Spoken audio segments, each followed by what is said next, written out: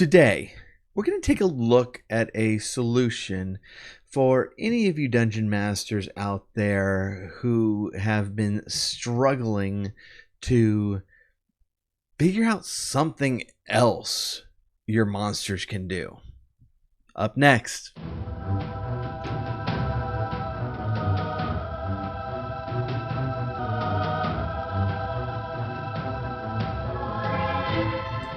What is up, everyone? This is Everything Board Games, and I am your host for today, Paul, the Techno Funk Boy. Really appreciate you joining in with us. So today I'm taking a look at a series of cards that are called Monster MO, or the method of operations for monster encounters. This is going to be something that I think pretty much all game masters, all dungeon masters are going to run across at some point. That you kind of get, from the monster manual, you kind of get an idea of what the monsters are like a little bit. But as far as how they behave in a fight, how they actually go about a battle, might get real stale real quick. And kind of the trap that so many especially beginner dungeon masters, but I'm gonna kind of lump a lot even intermediate level dungeon masters into this, is that so often our our tactics just become hit the heroes until someone is dead, which, depending on the monster, may or may not be the right strategy. So what Monster MO does is tries to step in and solve that problem for you. This is a very a kind of simple set of cards that brought to us by DW Dalton Adventures. They did send me this copy of these cards for the purposes of this review. And what they are is just a diagram to follow, just a flow chart to follow when it comes to a battle, and what the NPC, the monster, whoever it is, might go through. This is going to be a lot simpler than, kind of what I think is a really cool approach of places and resources, like the monsters know what they're doing, that sort of thing, which is very highly specialized. This is actually going to just put the creatures into categories that really describe their motivation. Why are they near you? What are they doing? Are they trying to protect something? Are they trying to get something? What is the goal here? And with each of the motivations, so we can have like greedy, territorial, violent, just observer, hungry. It's a big one.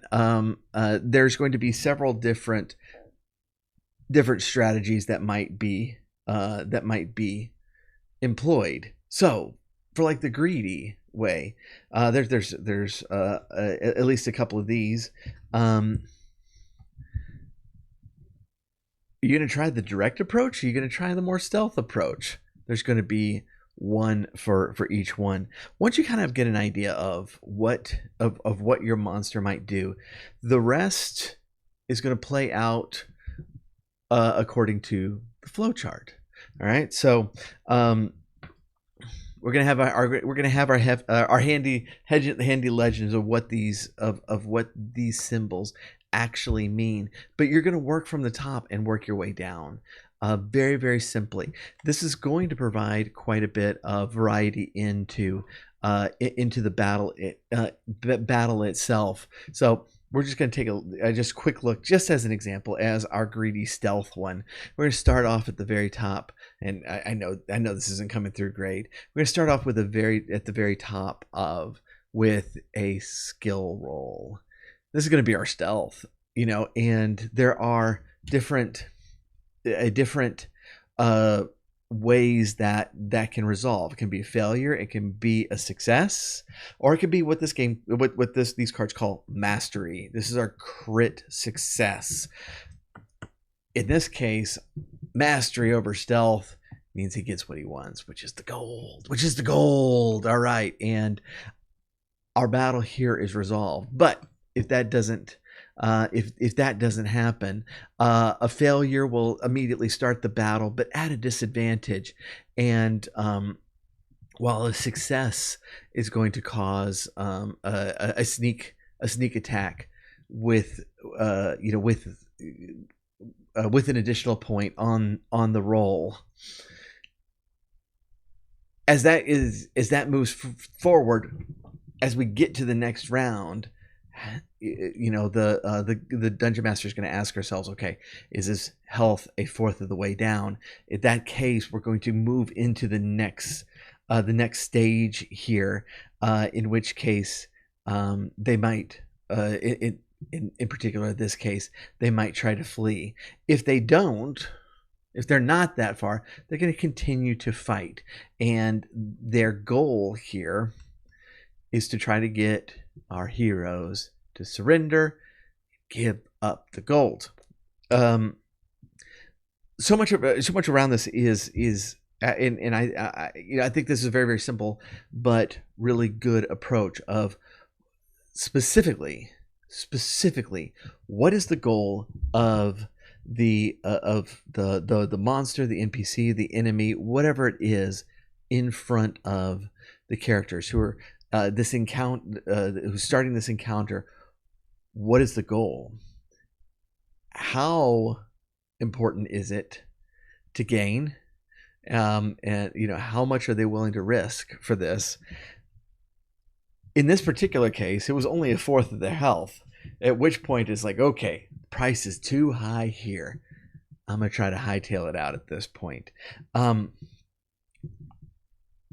thing that's actually surprised me, which shouldn't have at all, is how many of these result in, if things are going bad for the monster, that the monster's trying to get away. That shouldn't, though, be a surprise to me. And I think I'm kind of going into D&D brain, where the encounter ends with the heroes triumphantly looting the corpse. But depending on the motivation, that might not be realistic. In a lot of the motivations, it is. But a hungry animal, at some point, is going to nope out of this encounter. This particular thief that we were looking at is at some point going to say, "It's been fun, but no thank you." I think this set is valuable in a couple of different ways. The first one is that it is going to approach each battle